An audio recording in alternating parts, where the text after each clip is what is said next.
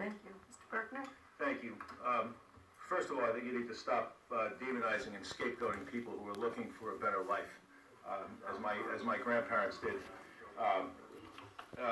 You know, I think nobody's advocating for New Jersey to be a sanctuary state. That's not the case at all. The governor is not talking about Excuse me. Do I get extra time?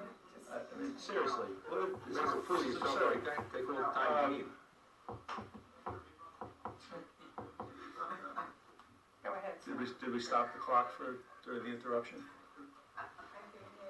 Thank you very much.